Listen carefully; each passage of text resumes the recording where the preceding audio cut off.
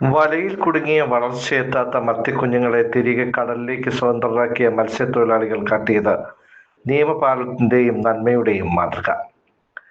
Litre കണക്കിന് ഇന്ധനം കത്തിച്ച് സംഘമായി തിരമാലകളെ അതിജീവിച്ച ജീവൻ പണയം വെച്ചുള്ള ഉപജീവന ഉദ്യമത്തിനിടെ വലയിൽ കയറുന്നവ മത്സ്യക്കുഞ്ഞുങ്ങളായാലും ഭൂരിഭാഗം മത്സ്യത്തൊഴിലാളികളും വിട്ടുകളയാറില്ല.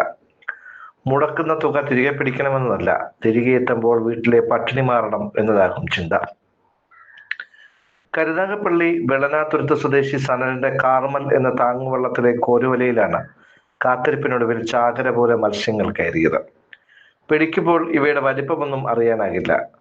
കോരി നോക്കിയപ്പോൾ മത്തിക്കുഞ്ഞുങ്ങളാണെന്ന് കണ്ട മത്സ്യത്തൊഴിലാളികൾ വല തുറന്ന് അവയെ സ്വതന്ത്രരാക്കി.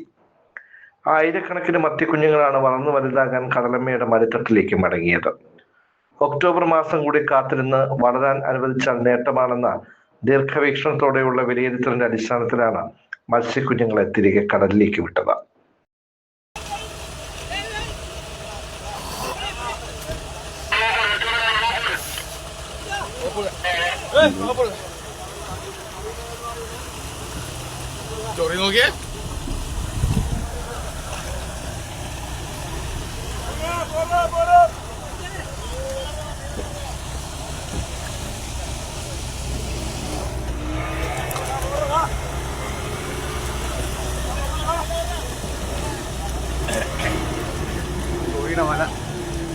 Oke, Nuri Pak.